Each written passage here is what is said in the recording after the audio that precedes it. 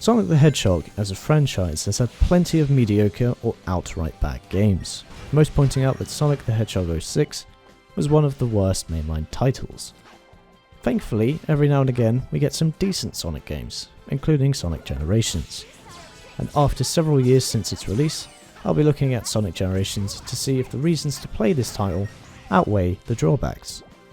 This footage in the video will be based on the PC version, and therefore so will my opinions.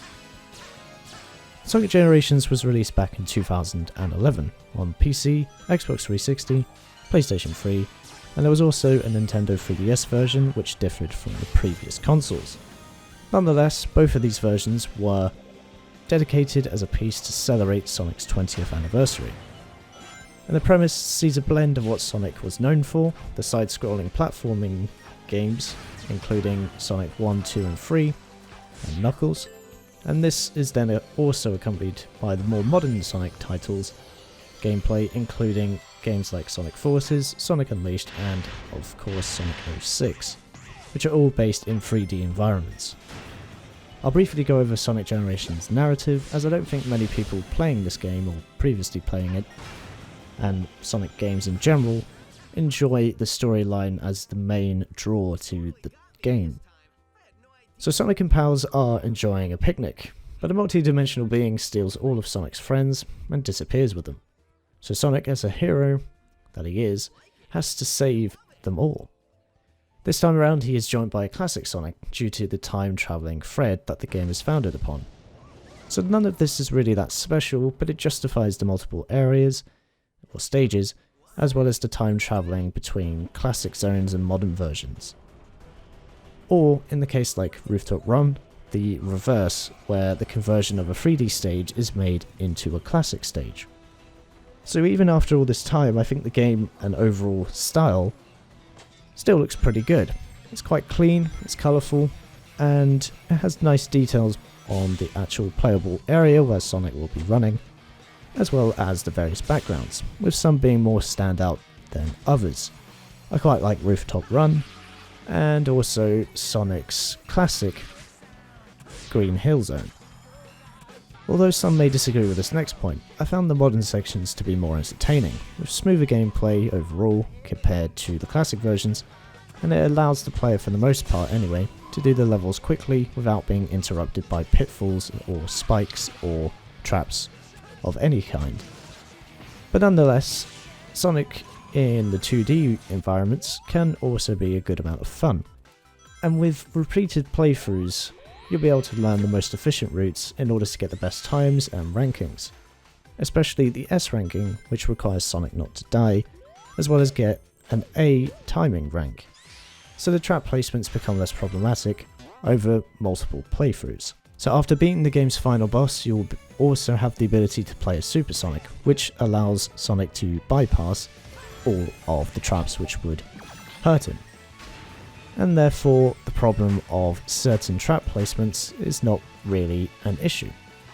You can also buy extra things to help you with the levels, including extra lives and some abilities like Time Break, which slows the game down, allowing you more time to maneuver in each of the stages. But I'm not sure if you would really want to intentionally slow down a Sonic title, as most players want to go fast.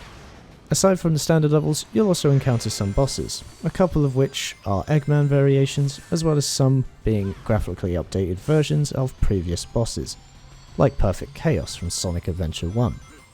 But I found the Eggman bosses to be the most entertaining. So if you've had experience with Sonic games in the past, you'll know that the Sonic team usually includes excellent soundtracks, like with the iconic Green Hill melody and more modern favourites such as City Escape. Thankfully, I found Generations music to be just as good, with variations depending on if you're playing on classic or modern stages, and sound changes depending on if you're using boost or if you're underwater in classic Sonic. You can also unlock different musical tracks by collecting the red stars on each of the levels, for even more variety, as well as unlocking pieces of concept art for the different stages. So there's a good number of things to unlock and look at. However, compared with my previous videos, I found a few more hitches with my experience in Sonic Generations. So as always, no game can be 100% perfect, so I'm going to take a look at the worst aspects I found with Generations. The gameplay is smooth 99% of the time on PC, but I did notice a couple of intermittent frame drops on some stages, and this is only being played at 1080p. Most of the gameplay runs at 60 FPS, which is an advantage compared to the 30 FPS console versions, and I would definitely recommend playing this game on PC compared with those. The game can also have a couple of glitches and Sonic can get stuck or fall through solid objects, which then fails the level and will restart you at a checkpoint or the beginning of the stage, which can be especially annoying when you're going for those S rankings. My main gameplay gripe, aside from the somewhat annoying placement of certain objects in the stages, is that the rival fights and the end boss are uninspired and are often pretty tedious.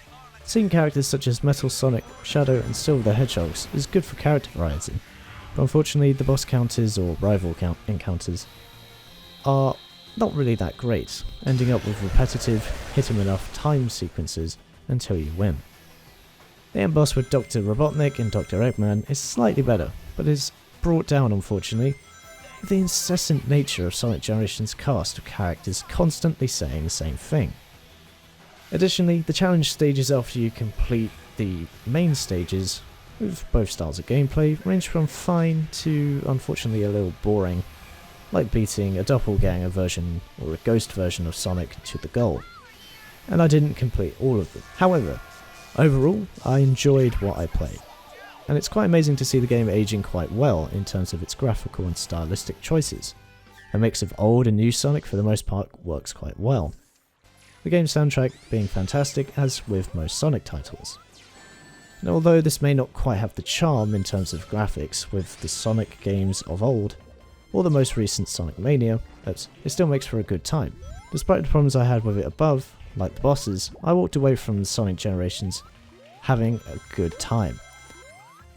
And if you enjoyed games like Sonic Forces, but were disappointed by its short length, then you probably should take a look at Sonic Generations, preferably on PC, even after several years. There's a lot of good stuff in this game, and it's just a couple of things that Sonic Team just can't quite get right. But for the most part, pretty good job well done. So hopefully you enjoyed this video on Sonic Generations. Be sure to leave a comment down below telling me what you thought, and subscribe for more content like this.